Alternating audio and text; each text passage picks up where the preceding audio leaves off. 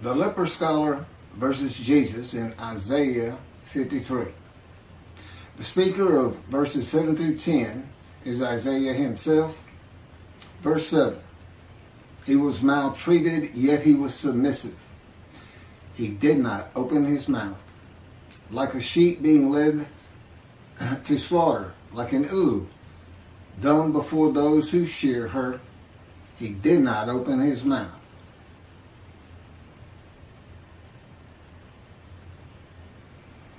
This isn't about sheep. This isn't about unblemished lambs.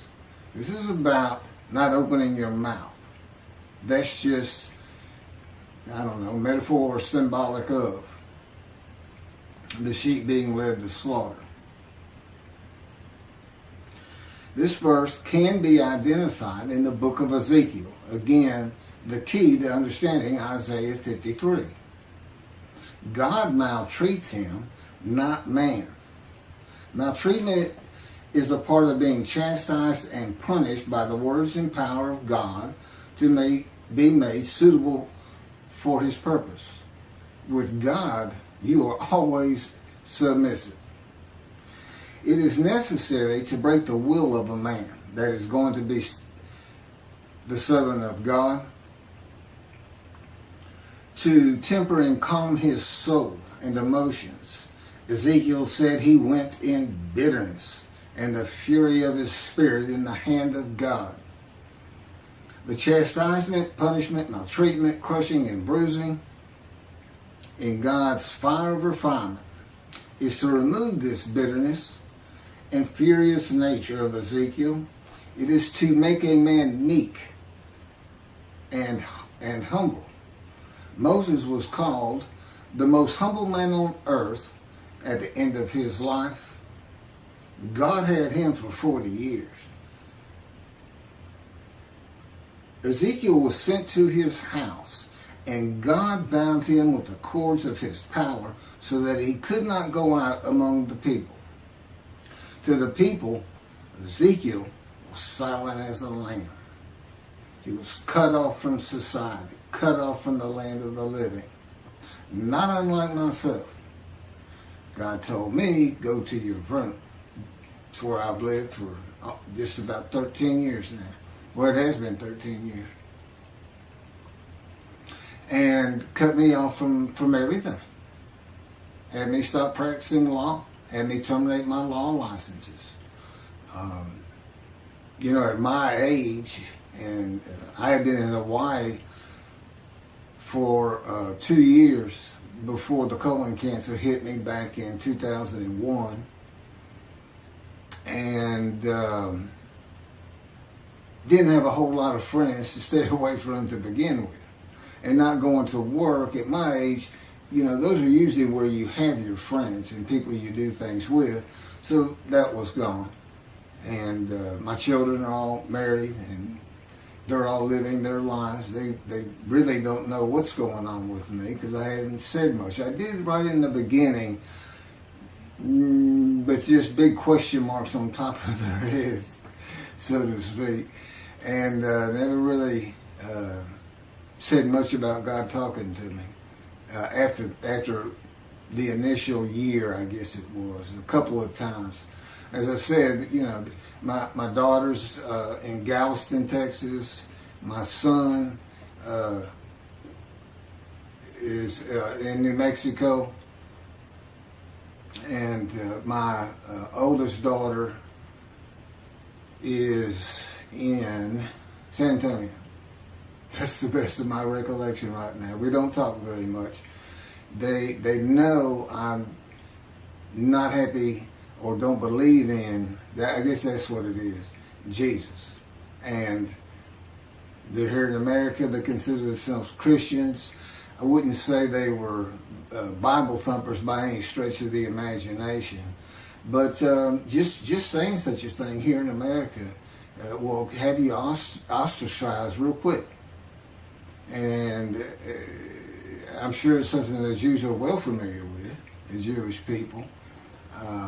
And to indicate that I believe Judaism is the religion of the three Abrahamic religions: Judaism, Christianity, Islam. By and large, people don't like to hear it here in America. They just don't. That's just the way things are.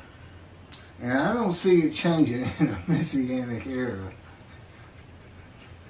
And if you watch this video, you know I'm very adamant about that. The man who is described and becomes God's righteous servant will be cut off from the land of the living and be silent as the lamb to all that know him, while God prepares him to be suitable for his purpose that might prosper. Just as he did with Ezekiel. Ezekiel, of course, was being made suitable to be a prophet to the exiles. And he was actually a part of the last deportation, I understand, or at least he was part of the exile.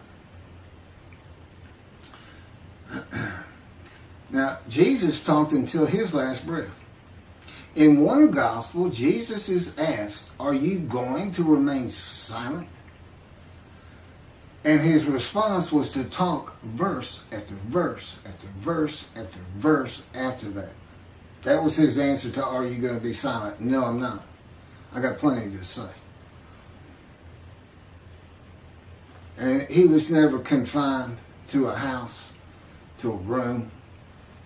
He was always free to move. I was kind of surprised to see, oftentimes, he and his 12 would stay at a mountain near Jerusalem. Never see that in any kind of movie or anything. He did not live in Jerusalem. He did have a house. I'll get to that. Verse 8. By oppressive judgment he was taken away. Who could describe his abode? For he was cut off from the land of the living through the sin of my people, who deserved the punishment. That would be the people of Isaiah, the Jewish people. Now this is another way of looking at an offering for guilt. The oppressive judgment is being guilty and receiving a sentence of imprisonment in your home or your room. And maltreatment, chastisement, punishment, bruising, and crushing for the sins which causes the guilt of the Jewish people until suitable for God's purpose. God he uses these verses symbolically, with the offering for guilt in this verse being shown as a guilty plea before a judge of crimes not committed by the defendant. Ezekiel chapter 3 verse 14. The Spirit seized me and carried me away. I went in bitterness in the fury of my spirit, while the hand of the Lord was strong upon me. Okay, that would be the jailer for the oppressive judgment. Who can describe his abode and cut off from the land of the living? That's the prison. Ezekiel chapter 3 verse 24. And a spirit entered into me and set me upon my feet. And he spoke to me and said to me, "Go, shut yourself up in your house."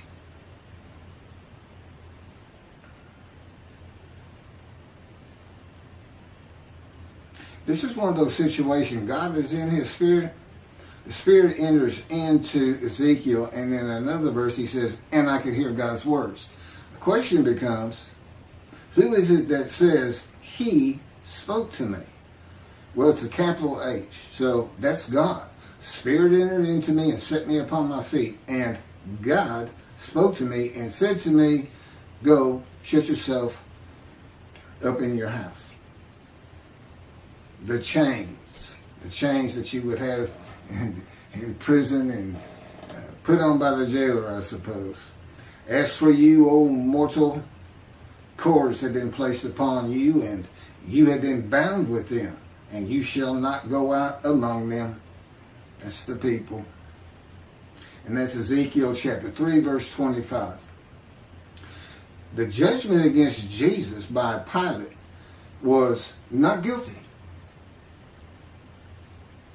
I find nothing wrong with this man. But to wash his hands of the whole religious controversy, Pilate asked the multitude that had gathered. And I don't know how many that is, and I don't know if the multitude was just Jews or if it included Arabs and Gentiles, and well, Arabs are Gentiles, but it doesn't tell us. A multitude had gathered, that's all we had.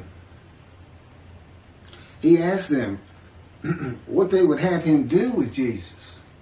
Release him or crucify him? And the multitude said, crucify him. That was not an oppressive judgment. It was not a judgment of being taken away or cut off. No, it was a sentence of death. It is oppressive, I grant you. But it's a death sentence. This is a sentence that is onerous, difficult to bear. And you don't receive long life. This man, here he has an oppressive judgment against him, and you have all these words like wounded, bruised, crushed, chastised, punished. But he's given long life. So it's not a death sentence.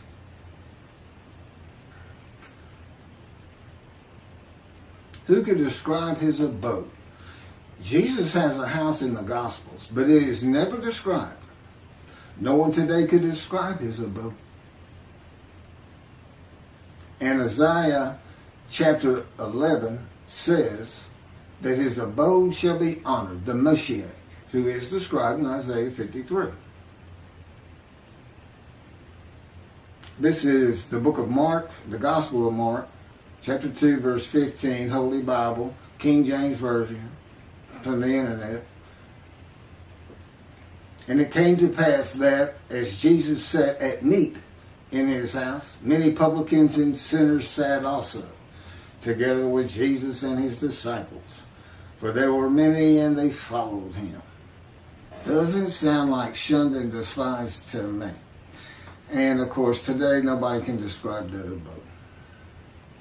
All of Israel will be able to describe the abode of God's righteous servant. That would be me in this day of social media and phones with cameras. And it will be in Israel. It will be in Jerusalem. Now, what does it mean? It is to be honored. I don't know what that means, a fancy home, or just the fact that God's righteous servant lives there. For these past 13 years, I've basically been in a room in a condo with my parents. I pretty much stay in here all the time. I go down to the kitchen once a day, once or twice a day. But before that, when I was in Hawaii, we lived in I call it the little green shack. There wasn't anything to it at all. But the kids they were all over. I took my oldest daughter and my son. Initially, my young daughter at the time came out with us too for about a month. This is post-divorce. And my wife had custody of all of them, but she didn't want the first two. She was getting remarried, and they were a handful, not unlike their father. I've heard that more than once. But they were having a great time. It was good for them. They needed to get away from Houston for a while, and that's why I went. And but that's, after 2 years the cancer hit me. I did pass the Hawaii bar. I got the results in the hospital. But and it was difficult to take. I was in enormous pain, but it had to be done. I had a family to take care of.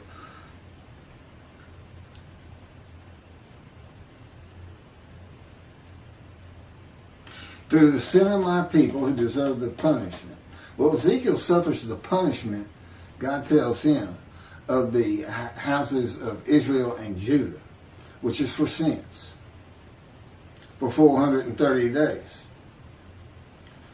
But the houses of Judah and Israel were defeated by the Babylonians and deported. They suffered their punishment in exile. God told them, if y'all don't stop, I'm going to raise up armies against you. You're going to, yeah. And so they suffered their punishment. There's no vicarious suffering in this chapter of Ezekiel, and God makes that clear. Basically, he's saying, you're going to suffer the equivalent of what they should suffer. The exile, 430 days pinned to the ground with your hands tied behind your back in the power of God. I don't know if that's really close, but God thought it was about right. Sounds pretty brutal to me. I myself, because I did something that in retrospect was about, it shows who I was when God first got to me. As he would say, when people ask you why it took 13 years to get you where I wanted you, or 13 plus years, tell them that story. He won't let me tell many, but he'll let me tell you this one. He's always saying to me, Keith, I am God. Particularly early on. And sometimes a lot sterner than that. Well, anyway, he had driven me to almost madness. That's how I say it. And anger. And then I hear, Keith, I am God. And I responded, God, I am Keith. I never did that again. He slammed me to the ground in his power with such force, it just about knocked me unconscious. Kept me there pinned for 5 days.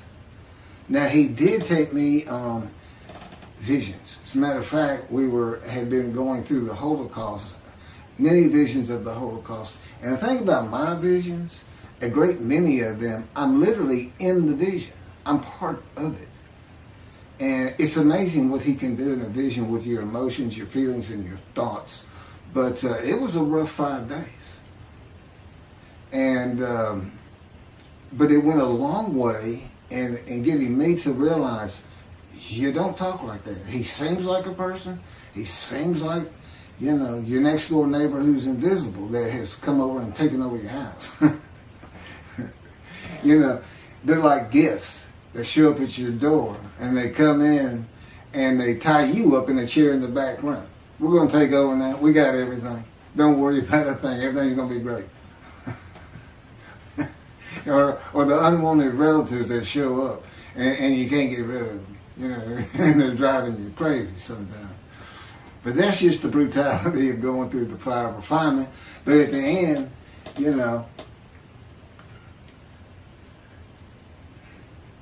you're so thankful. I would have never been this man. I could never do the things he's having me do. I watch these videos before I post them, and I'm just like, I could never do that. I was pretty glib, but not like he has me be. And laughing and smiling, it's just like a different creature sitting there, and it's me. And it's almost dumbfounded.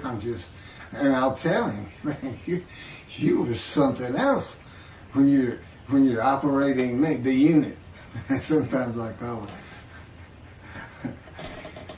Anyway, again, he wants you to know these things about him. He's not just, everybody, I'm sure, especially those who seriously study the Torah and the time, you have your own perceptions of this entity, God. Not as a man, but as a person yourself. You can't help but start adding attributes to him of a man. And when he converses with you, he says, one man to another man. But it doesn't take long to realize this is an entity, a being that is nothing like man, other than he exists and he does have emotions. And he did create everything. And of course, he relates to me in a way that I can understand. Is that how he is of his own when it's just him and his companion, the spirit? Probably not. It's different. So anyway, no vicarious suffering. God says every man is responsible for his own sins. And he tells his people, do not sacrifice your children. Because there was a false god that the fire god, I can't remember the name right now, but people would fire these idols up and toss their babies in as a sacrifice, and the Jewish people were doing it, and he told them, don't sacrifice your children. And what does Christianity say? God sacrificed his child so we are forgiven of disobeying him.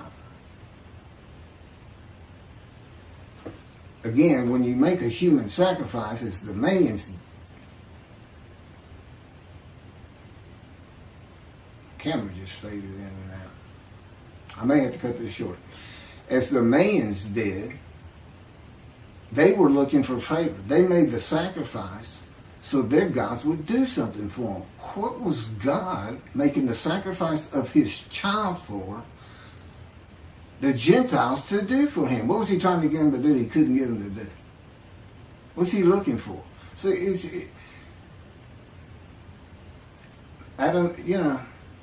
and they say the Hebrew Bible, the Bible he gave his children,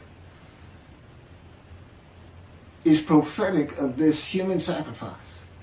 And again, Jesus says, God no longer wants bulls and goats for sin. As I told you, he did away with the system through his prophets. Isaiah chapter 1, Amos, in the Psalms. He said, no more. No more. Don't offer them to me. Stop sinning or I'm going to punish you. And that's what he did. But he didn't ever leave them. He married them. He espoused them. And he tells them, there's one psalm he says, I don't care if every single one of you turn your back to me. I don't care if every single one of you is sinning and not practicing my laws and commandments. I'm not leaving you. You're mine. But I will punish you. That's God.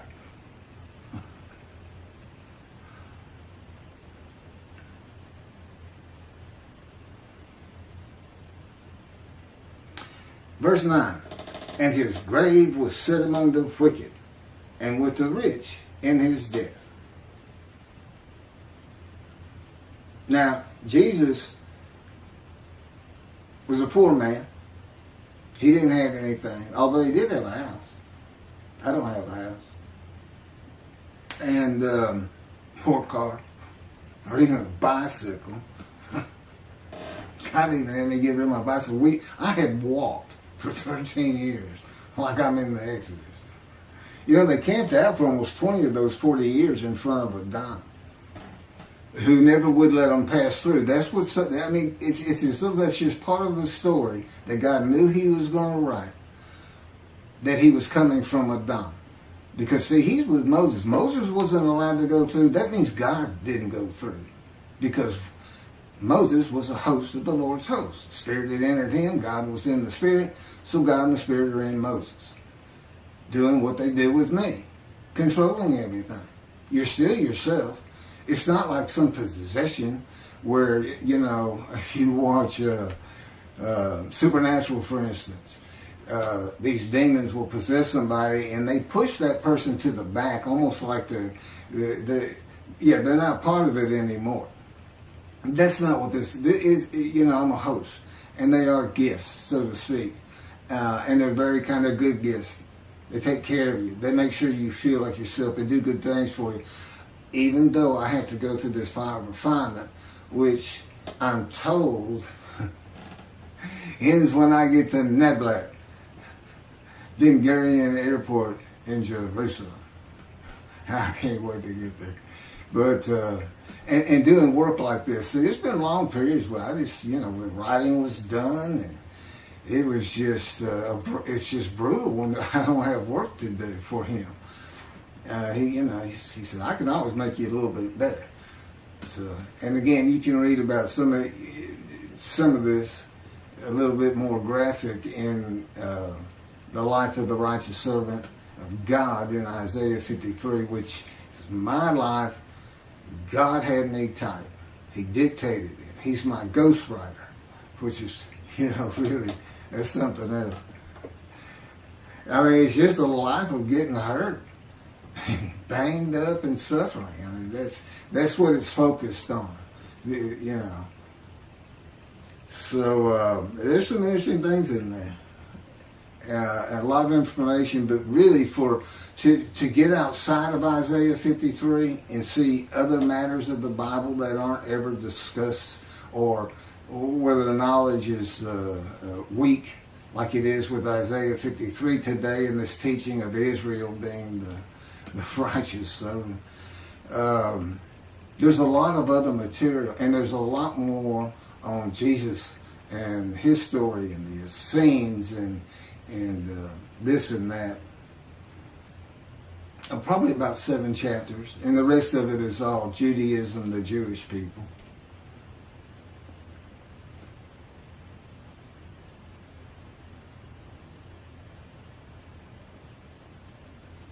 So anyway, this verse, and then Jesus is said to,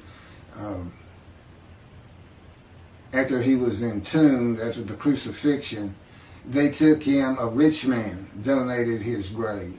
That's the story written around what happened. And so they say he fits this verse. You know, but the fact is, he's still poor. He just got buried. But you know, I think it just means because of things like being raised to great heights, a home to be honored, you know, a really nice home, and this man receives as his portion the many, that would be the many he makes righteous, and as his spoil, that would be the multitude. And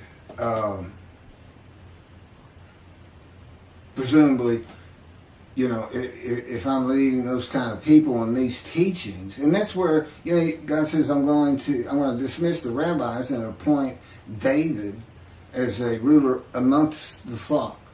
Well, this will be what I do, is the things that he would have me do, of course, as his servant, but also the matters of the book.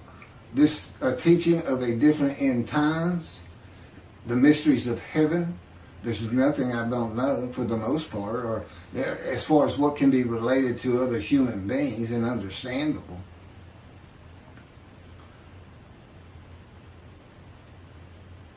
So, and we know he's a man of suffering and had to rise to great heights. So, and then he's taken from the world. You know, he took me to poverty. So, to me, I read that, and, you know, I was a poor person, but I'm going to end up rich. Verse 10. But the Lord chose to crush him by disease, that, if he made himself an offering for guilt, he might see offspring and have long life. And that through him the Lord's purpose might prosper. But the Lord chose to crush him with disease. Now, I think I've covered that sufficiently. I'm familiar with disease. My life was crushed by disease, by cancer. I was supposed to die 20 years ago. God says, I took it from you. I gave it to you, and I took it. I gave you cancer, but you survived because of me. I orchestrated you getting shot through the abdomen. You're the man of suffering. A lifetime of it. But I made sure you didn't die. Now, I don't know exactly how he did that, but, you know, possibly he was in the operating room and helped the surgeon's hand. I don't know. But it's very difficult to be shot in the abdomen when you're 18 years old. It's very traumatic, to say the least. There's little question. I had nightmares just about all my life from seeing things that you just shouldn't see in a household where there's been a number of suicides in the family, and as a young child, and then the trauma of being shot, and And that's what I believe was always causing this headache I had. It was from biting down, it was inability to sleep good, nightmares, which is a byproduct of post-traumatic shock disorder. And that's what I thought my problem was. And I was destroying my jaw joint by all the biting down. And as I also just mentioned in the last video, God controls my dreams. So that stopped. But he also was causing that pain. He was causing me to do that because, again, I'm the man of suffering. He came to me in the womb to make sure I fit these verses. And that's the only proof I can offer you that I actually offered myself for guilt to him. Guilt that was just a test, which I'm about to get to one more time. I'll run through it because that's novel, that's new, but it all fits. That's the thing about all these teachings in Isaiah 53 in the day of the Lord and in my book. I mean, once he speaks to me, I mean, the first 6 or 7 chapters are just brief histories of accidents I went through and of my life and just kind of a chronology. I went to school, how that happened, always getting in trouble, leaving home, the works. And, failing 9th grade, barely getting into college. I had to go into summer school. The only reason I even went to college is because I got shot. It changed, and God says, well, I knew how it was going to change you. And it did. I finally realized that, you can't just fool around in this life. I need to do something with myself. And because I wasn't going to get out of high school. I had just failed too many classes. Mostly because I just didn't like it. Well, I wanted to be elsewhere. So I was always skipping school and this and that. And like I said, getting in fights and getting suspended and thrown out. And I got thrown out of one school. Again, another alteration with the principal. I mentioned when in the 2nd grade I had an altercation. And then I had another one in high school and they told me to cut my hair. And I did. I always wore my hair in a ponytail. It was nice and neat. It was long blonde wavy hair. And I reported to the principal to show him. And he got up out of his desk, walked behind me. I'm sitting in a chair and grabbed me by the back of the head and yanked my head back and said, "It's still over your collar." I think I did a backflip out of that chair. I'm not sure what happened, but I do know it took several people to pull me off of him. That's how volatile I was. I mean, I was just, God would say, "Tell him." God said, "That's what I had to deal with. That's why it's taking so long." The fury of my spirit. So, I tell him, well, David, what can I say? I got some DNA in me that is a little bit different from maybe others. I'm not sure. Again, so far removed. That's why I'm the twig. So far removed as a descendant of David. But anyway, so then the Lord chose to crush him by disease. Again, he wants that man blemished. He knows the Gentiles are going to come up with the unblemished Lamb of God. Use Leviticus. You sacrifice a lamb, your sins are forgiven.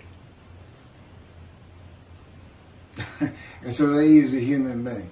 And he made sure you can't do that. Except they did it anyway. It's like, I don't understand it. How can you read crucifixion and the man lives? Makes me righteous by his knowledge. Now I know it says might. He might have long life, might see his children. But that's just part of the test of devotion. That's what it's about. And it's a test because there's nothing to offer yourself for. That's why the angel comes before them. The angel's here before he ever starts teaching me the scripture. And the Jews don't know it, but they're sin free. I have to announce it. My books announce it, by the way. It's another reason I'm probably having trouble getting it published. It's just too much for the publishers or whoever's reviewing the books. They make it to a review, and they say, well, it's not our thing. That's what it comes out to me. It's not our thing. And I'm like, well, I know, but you need to know that your thing needs an adjustment. And you need your people that you sell books to need to see this. But to know that, I don't worry about it though. Because again, this is God's day. It's his problem. I mean, I already know. He knows it's going to get done. So I don't have to worry about it. It's his day. It's his people. It's his temple. He's the one who wants to be back in Jerusalem. His people are back. Great. Great. I want to be part of it. But I'm not going to worry about it because I know you're going to do it. You got it. You can say, might prosper all you want. I'm going to go with, it's going to happen. Somehow, some way. And I also know that my long life is going to be real long because I can tell it's going to take a long time to get all this done. So that's a good thing too. Oh no. And he's promised me, and he knows this is what I want more than anything in the world. An Indian Scout 60 bobber blackened motorcycle. I had a Harley once, and it was my first motorcycle, and I just love riding it. I just love riding it. And he's dangling that in front of me, and of course I've been in poverty for 13 years now, and I don't think about the abode, having money to buy a soda or anything. It's just I can really get a motorcycle. You gonna let me ride a motorcycle as the Moshiach? Isn't that kind of I don't know. But anyway, I will have one in Jerusalem. I'll get there somehow. So anyway, here's what an offering for guilt is. Tobias Singer, in his Midrash on 53, says that phrase, he offers himself for guilt, means literally guilt offering. Let's go to Leviticus. And he finds that the 6 million that God, he comes up with, God sacrificed the 6 million Jews murdered in the Holocaust. Now, none of it works. I'm not even going to try and get into it. He's a brilliant man. He's got knowledge from sea to sea. You know, he's like an encyclopedia on the Bible. But boy, the reasoning capabilities on that particular verse right here, verse 10, just left him, in my opinion. Because Israel's a man, they had to gather as one. See, it all started with the first covenant. All the Israelites gathered, and to a man, as the man Israel, they agreed to the covenant, saying, we will abide by all of your laws and commandments Moses gives us, which it turns out includes an oral tradition, if you will be our God, and we will be your people. When did they ever regather anywhere? Crushed with disease, or brought to grief with illness in the New Testament, and then have long life and make the many righteous. See, it just can't happen. It doesn't happen. And this verse is written because not only is the man blemished, because God knew what the Gentiles were going to do, he knew what Judaism was going to have. And a guilt offering in Leviticus is an unblemished ram. None of these people were unblemished, number one. Number two, who offered them? Did Hitler offer them? He didn't get long life and make the many righteous. Those people didn't get long life and make the many righteous. I don't know what he's thinking. I really don't. But I know he's a good man. And he practices Judaism to the T, I'm sure, as an Orthodox Jew. But, you know, really, and of course, as with all rabbis, he's dismissed. He's no longer in right standing with God, but he's got a long way to come back because he's going to have to straighten that out. He needs to get hold of these books, and I do want to relate to him. That's why I'm saying, well, that's why God's had me say to it, I want it. Doesn't matter to me either way. I just do what I'm told. I say what I'm told to say. I'm commanded to do it. You don't say no to God. And that's another thing about being crushed with cancer. God can come to you, like I said, he just sees Ezekiel. But you're not going to say no to him. If he says, I want you to be my righteous servant and dedicate your life to what I tell you to do. And that includes when you go to sleep and when you wake up. That includes what you eat. That includes when you eat. That includes when I have you exercise.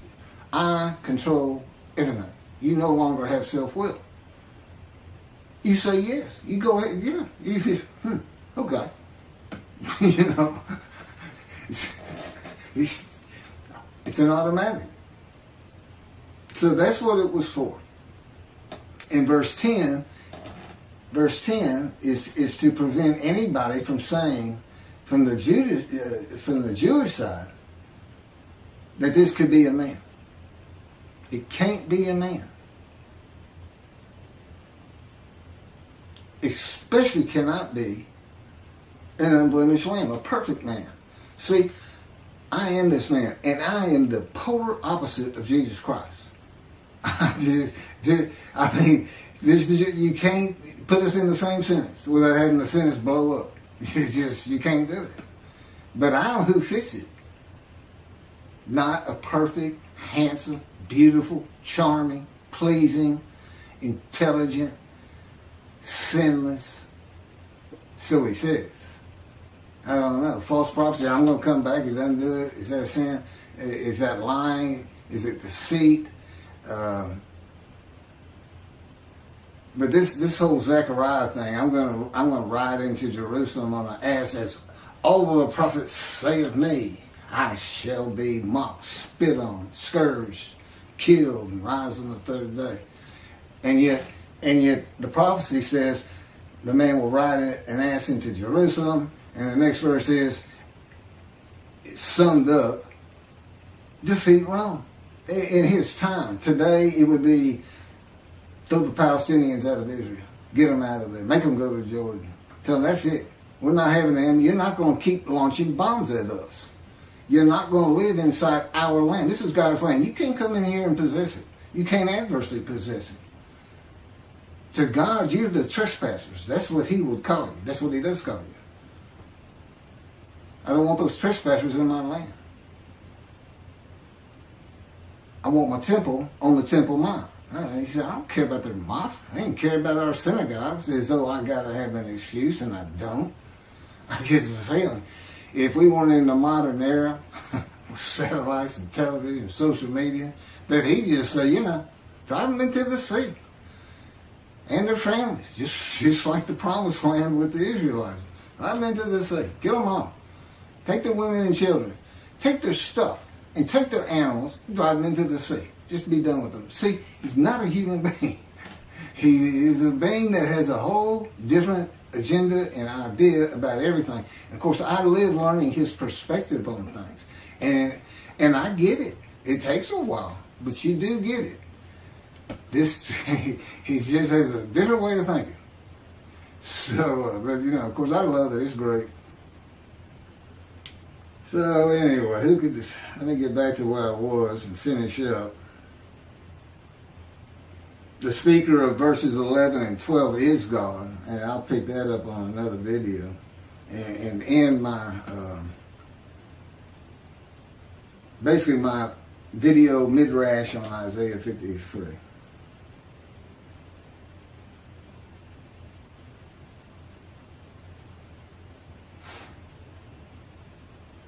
I think I've covered just about everything.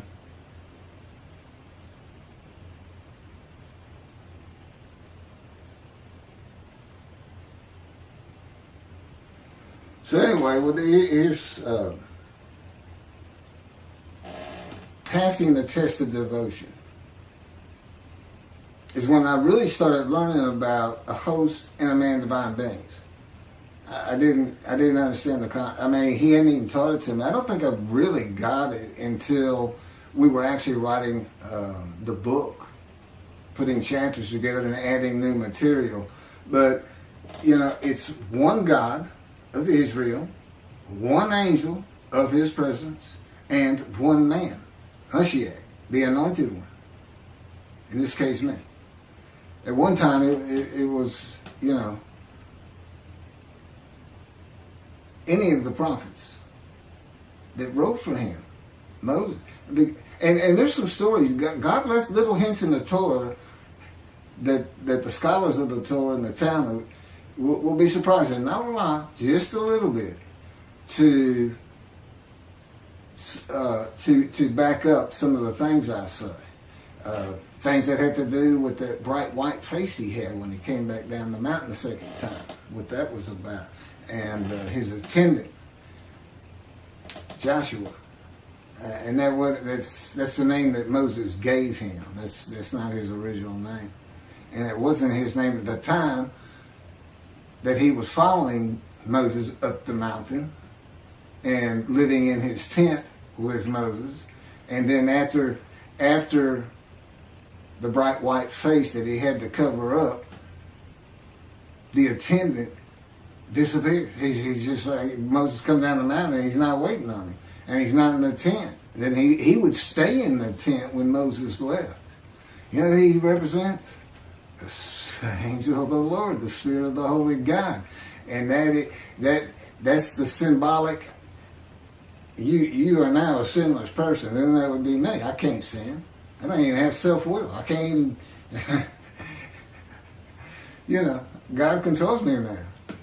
And, it's just fine. I'm old. I don't want to do any sins. I've had my wild days. I told God said, we got to this part, verse 12, he's a sinner. I said, I never really thought myself that much of a sinner. I was good to other people, and I tried to do the right thing. Didn't really know anything about 10 Commandments or anything else. I'd seen the 10 Commandments, Charlton Heston, of course. Everybody has. And he said, you don't think you're much of a sinner, huh? And all of a sudden, I'm Scrooge in that story.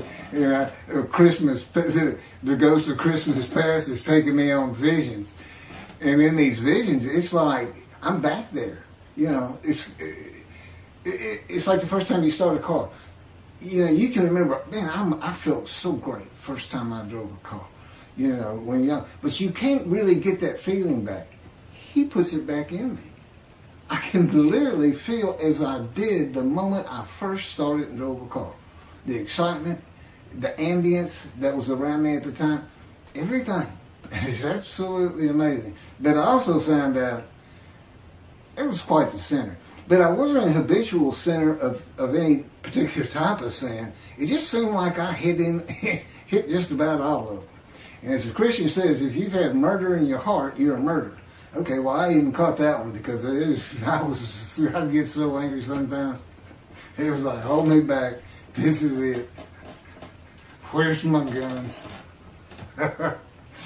No, I never killed anybody. I don't even hunt. I've never hunted. I can't even kill animals. I don't even like stepping on a bug. And I never have. It's always been me. But again, he's been with me. There's little things about my personality that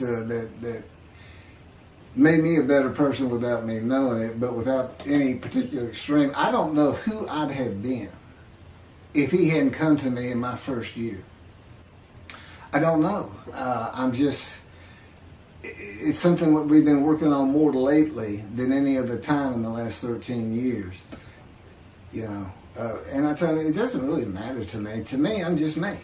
My disfigurement, that's just me. It doesn't bother me. It doesn't bother me that you say you did it. And I believe him. I said, you did. I loved running, and it really hindered me in track because you need 2 strong arms for a quick start to drive out of the blocks and everything. And but one thing that never happened, which is surprising, because he said part of the reason I did it is so that people would pick on you and bully you and this and that, because that's what happens to young Jewish people. I wanted you to feel as best I could the suffering of the Jewish people in every way imaginable, including the wounding, the crushing, the bruising, the maltreatment. And but the fact is, nobody ever made fun of me about this arm. And it could have been I looked like, because I wouldn't smile, and it's like, I had a friend tell me, it looks like you when you look at people, like you want them to say something bad so you can launch into them. And maybe that's why. But anyway, he's changed. I'm not that person. Not that person. It did take him 13 years, which I think is a little ridiculous. Personally, I always say, look, more power, less suffer. What's wrong with that? He said, Keith, I am God. I decide these things. I decide how long it takes. I know what you need. I know where you have to be. And I say, you're not where I want you. And I just say 13 years. That's all I got to say. All of a sudden, I feel my foot getting crushed with the invisible hand. One of his favorite ways to wake me up sometimes. Two invisible hands just grabbing your feet and you're in deep sleep. And, I come up and I utter his favorite phrase from me. What is wrong with you? It makes him laugh. He said, nothing wrong with me. I'm God. Morning, God. And the day begins. It's not always like that. I think I'm done. I mean, I have a lot of things written, but I've covered them through all these videos, one way or another.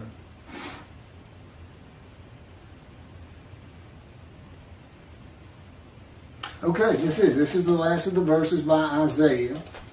The third and last speaker is the Lord in verses 11 and 12, and I'll pick those up in the last video on this midrash of Isaiah 53 on camera.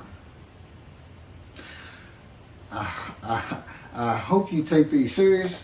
It's a serious business. We're talking about destruction to the land of Israel. That's what I think of. And of course, he puts these thoughts in me and to make me feel like it's actually my responsibility. Even though I know better. It's not my responsibility because I don't control anything. But I still feel it. Just like I still feel like me when I know he's having me say words that I wouldn't be saying. It's very complicated. And it does take a long time. And I do it again, even if I didn't have this wonderful task in front of me. I mean, to go to Israel, to know, I'll be able to earn a living again and have things and help people understand his personality and be instrumental in having the temple built someday. Could be 20 years from now. I'm 63. Moses was 80 when God spoke to him. Lived to be 120. I don't want to be 120. Is that story?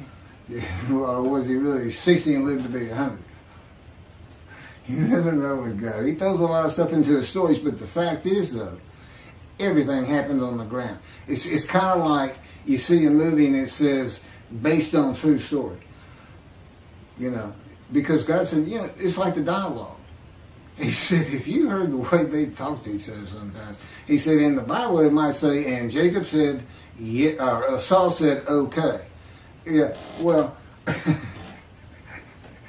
or Saul said, no. And it may have been a gesture. God said, okay, and Saul said, no. Because if you read the dialogues, they're all the same throughout the book. Yeah, and it's like third grade reader. It's very proper, very clean, very... And God said, these books have to sell. They have to get around. I had to add some story to it to make it interesting, but I put in my philosophy, the moralities. There's so much behind it. And that's why the Jewish people study Torah so hard. And Torah is like almost an entity to them that God created before he created the planet, Earth, people. And he did, but what they need to know is it's not just the Torah he had written. It's the entire Hebrew Bible that he had before creation. The entirety, even the Psalms, he had written. Now he writes them in antiquity, so they read as though they come from antiquity.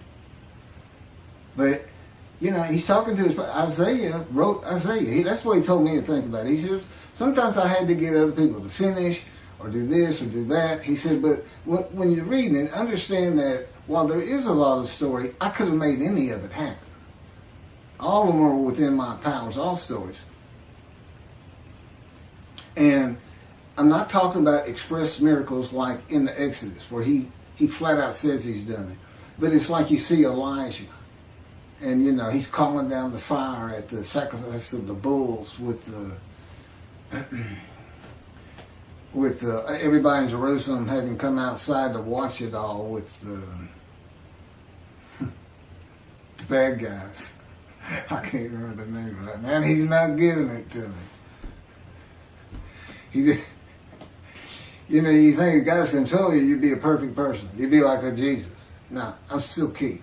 I'm still me. Now, I can't sing, but I can still, I can argue and get angry, and nothing like you would think of Jesus, so to speak. And he's not part of this, There's nothing written about him in his time. And everything was a story back then. It's a great story. And like I said, there's all kinds of variations to it. And the fact is, I don't believe he ever existed. And I have it on good authority, he didn't. I'm the Moshiach, and I bring God's wrath. And I bring his reckoning. We'll finish up with what God has to say on 11 and 12, another video. I can't believe he just had me say that. That's from God himself. The Lord said, and what I just said, yeah, that's how it works. You just do it. Thank you, y'all. Everybody have a good